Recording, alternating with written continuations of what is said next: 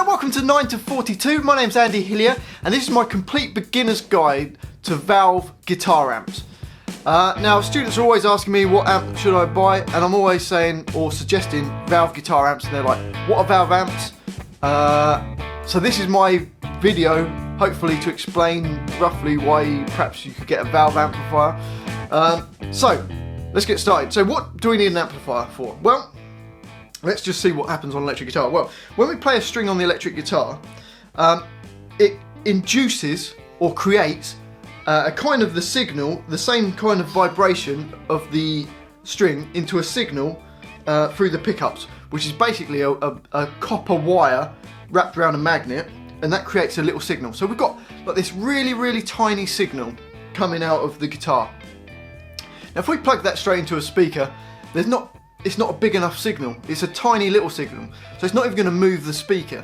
So we need to amplify it. So that's what an amplifier does. It makes that tiny little signal and it makes it into a really big signal.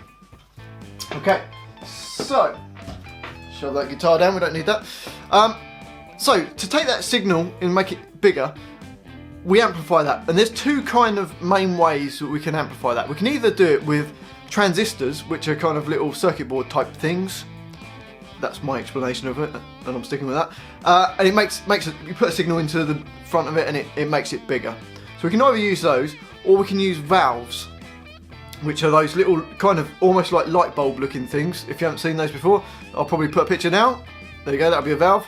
Magic. Okay, so the valve amplifies the signal, and they do it in slightly different ways, and they have different characteristics. That's quite a big word for me. And basically how they sound out at the end of it. So valve amps or transistor amp. Now transistor amps generally are cheaper because they're a lot cheaper to produce, so they tend to be cheaper, but they sound different. And the reason that we go to valve amps is because they're more pleasing to the ear. We generally like the sound of valve amps for our guitars. They tend to sound warmer. They sound less harsh. When you go against a transistor amp, it tends to sound quite harsh. Saying that, they kind of can model stuff now and make it sound better, but generally the valve amps just sound better than the transistor amps, due to the way that they amplify the signal. It often creates a warmer kind of sound, perhaps more dynamic, and it just tends to feel better when you play it. So, transistor versus valve amps, generally the valve amps sound better. Okay, well, so how does the valve amp work? Well, there's three parts to most guitar valve amps. You've got the preamp, which basically takes the really tiny little signal from the guitar and makes it a bit bigger. Okay, and generally in the amp it'll be the little valves, because you'll have little valves and you'll have bigger valves. And it's normally the little valves, and they're called, generally most valve amps or guitar valve amps use 12 AX7s. You can get different ones, but the majority of them are generally 12 AX7s, so little kind of valves, and they take that signal and make it a bit bigger.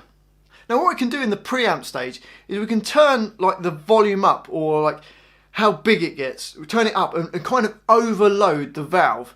And what that does is it tends to distort the sound. It clips it. Instead of it being a nice, like if it goes really high, it tends to just cut it off at a certain volume. And so if we turn it up really like loud in the preamp section, then it tends to distort. And it distorts in a way with the valves as a nice kind of clipping kind of sound. It just sounds nice and warm and distorted. And this is what we kind of get on those rock kind of sounds, those distorted sounds. It's the preamp stage distorting the guitar signal. Then in most guitar amps you have a tone control. So you can adjust the tone of it. You can adjust how much bass or middle or treble, depending on the amp, they have different controls, but basically just the sound of the signal makes it warmer, brighter, like that. So that's the tone control, and then that goes into what we call the power amp, and this is like the main thing that amplifies the signal. It's taken from our little guitar signal through the preamp into like a big, massive signal. And it does that with different kinds of valves. So different valve amplifiers use different types of power amps valves, and that's normally like a big thing that creates a different sound of the amp. The main kind of valves we get EL34s, we get 6V6s, 6L6s, EL84s as well. Generally, British kind of amps like Marshall and some of those kind of sounding amps tend to be EL34s. And American kind of sounding amps like the Fender type amps tend to be 6L6s, or sometimes the lower wattage ones like the kind of like Champs and stuff at 6V6s. And you also get EL84s. I think they were used in the Vox amps. So basically, little tiny guitar signal gets a bit bigger by the preamp. We go through a tone control to adjust the sort of sound of it, so how we want to sound. And then we go to the power amp and we end up with this big massive signal out the end, which when we plug into a speaker, it can move it a massive amount because it's a big signal. So it creates that movement in the speaker cone, which gives us a sound. And ideally, it's quite a faithful reproduction of the guitar signal that goes in. So when the string vibrates, the speaker will vibrate at the same speed, but just much bigger.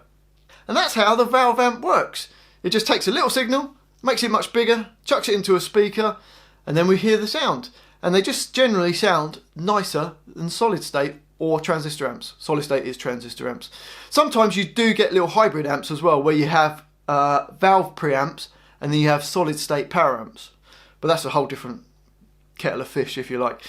Well, hopefully that's made sense for you guys. Hopefully you've enjoyed this. I'm also going to do a video on what beginner valve amps that I'd suggest buying as well, but that's going to be in another video. Thanks for watching this. If you've enjoyed it and you've got to this point, if you could subscribe to my channel, which is 9 to 42. If you could like this video, if you could put any comments in the comment section, anything that I've said wrong, shove it in the comment section. I'm sure there's millions of people out there who say that I'm wrong about everything, so just shove some comments in the comment section. I'd really appreciate that. Thanks for watching, and I'll see you next time.